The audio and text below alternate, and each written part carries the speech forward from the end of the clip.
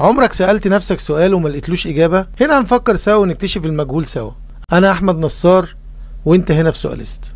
يلا بينا نبدأ، بس قبل ما نبدأ صلي على النبي وانزل اعمل لايك واشتراك وشير لاصحابك وما تنساش تفعل الجرس عشان يوصلك كل جديد.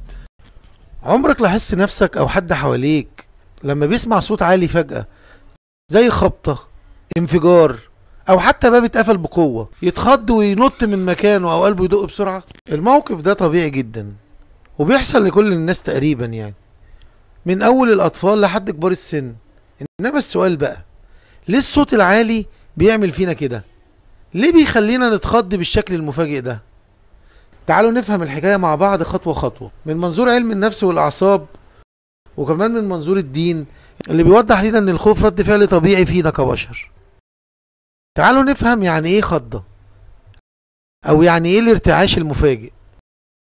الخضة دي بتحصل مع الصوت العالي. العلماء بيسموها ستارتر ريفلكس أو منعكس الخضة، وده رد فعل لا إرادي. بيظهر إمتى؟ بيظهر لما المخ يفسر صوت مفاجئ على إنه تهديد. يعني قبل حتى ما تدرك بعقلك إيه اللي حصل، جسمك بيتصرف لوحده. وزي ما قال عالم الأعصاب جوزيف ليدوكس، الخوف رد فعل أسرع من التفكير، لأن المخ بيسبق العقل الواعي في الاستجابة. ولو بصينا على الجهاز العصبي ودوره في موضوع الخضة دي، فالمخ عندنا ليه جزء مهم جدا اسمه اللوزة الدماغية، الأميجدلا، ودي كأنها جرس إنذار، شغلتها إنها تحدد فيه خطر ولا لأ. وأول ما يجي صوت عالي، اللوزة دي بتعمل إيه؟ بتبعت إشارات فورية للجسم كله، فالجسم يرد بسرعة بإطلاق هرمونات زي الأدرينالين. والنتيجة إيه؟ ضربات قلب بتعلى، تنفس بيبقى أسرع، عضلات بتتشنج، عين تفتح على الآخر. كل ده عشان الجسم يبقى جاهز، يا إما يجري يا إما يدافع عن نفسه. طب ليه الصوت العالي بالذات هو اللي بيخلينا نحس بالخضة؟ الصوت العالي المفاجئ ليه خصائص كتير بتميزه. أولا إن مفيش ليه مقدمات، بيظهر فجأة من غير تحذير. ثانيا عالي، شدته عالية جدا، الطاقة بتاعته قوية وبتشد انتباه الودان والمخ غصب عنك. تالت حاجة ودي مهمة جدا، إن الصوت العالي ده هو إشارة خطر بدائية، لأن في الطبيعة أي صوت عالي غالبا كان مرتبط بحاجة خطيرة زي انهيار صخرة، زئير حيوان، انفجار.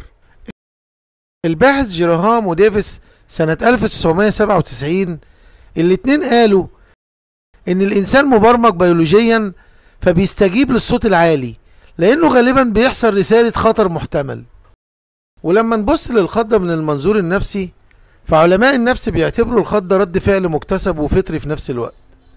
فطري لأن الطفل الرضيع بيتخض من الصوت العالي حتى وهو لسه مولود، ودي اسمها مورو ريفلكس. ومكتسب لأن الخبرات اللي بتمر بيها بتخلي رد فعلنا يزيد أو يقل. يعني اللي عاش في بيئة هادية بيتخض أكتر من اللي متعود على أصوات عالية زي سكان المدن الكبيرة أو العسكريين. أما بقى من المنظور الاجتماعي، فالخضة من الصوت العالي مش بس استجابة فردية، لا، دي ساعات بتبقى استجابة جماعية.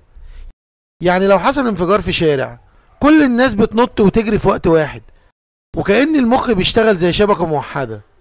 وده بيخلي الناس طبعا يعملوا ايه؟ بيتجمعوا حوالين بعض طلبا للأمان، لأن هنا بيجي دور الغريزة الاجتماعية اللي ربنا حاططها فينا عشان نلاقي الطمأنينة في وجود الآخرين، لأن وجود الآخرين حوالينا بيحسسنا بالأمان أكتر ما بنبقى لوحدينا. أما من الناحية الدينية، فالقرآن الكريم وضح إن الخوف شعور طبيعي، وربنا جعله وسيلة لحماية الإنسان. قال تعالى: فأوجس في نفسه خيفة موسى. سورة طه آية 67. سيدنا موسى نفسه خاف لما العصاية اتقلبت حية، وده بيدل إن الخوف استجابة إنسانية مش دليل ضعف. الإسلام كمان بيأكد إن الخوف لازم يكون له ميزان، يعني نخاف من اللي يستحق يخوفنا، يعني نخاف من ربنا سبحانه وتعالى ومن عقابه، لكن ما نخليش خوفنا من الدنيا وأصواتها يسيطر علينا. النبي صلى الله عليه وسلم قال: لا تروعوا المسلم، فإن روعة المسلم ظلم عظيم، وده معناه ان الصوت العالي اللي بيخض الناس ممكن يبقى نوع من الاذى المحرم.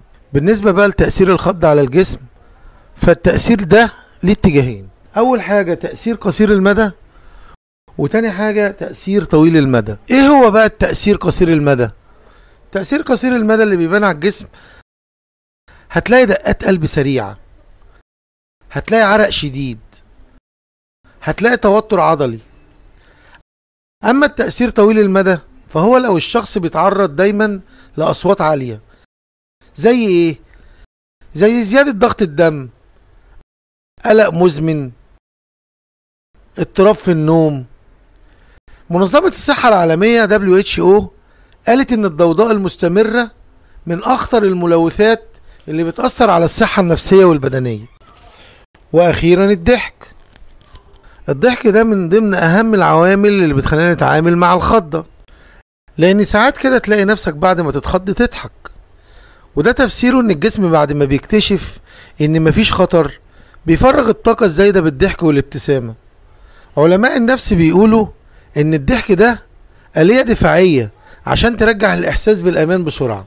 وفي النهاية لازم تعرف ان الخضة من الصوت العالي مش ضعف ولا مرض، دي آلية ربانية فينا بتحمينا من الاخطار.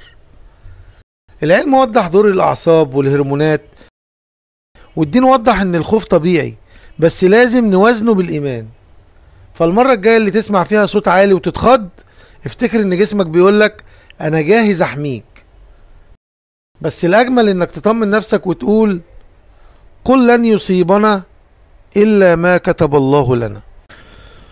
صديقي العزيز، لو الفيديو ده لمس عندك نقطة او فكرك بموقف حصل لك قبل كده، شاركه مع اصحابك عشان غيرك يستفيد، واكتب لي في التعليقات هي اكتر حاجة عجبتك او حسيت بيها واحنا بنتكلم في الموضوع ده.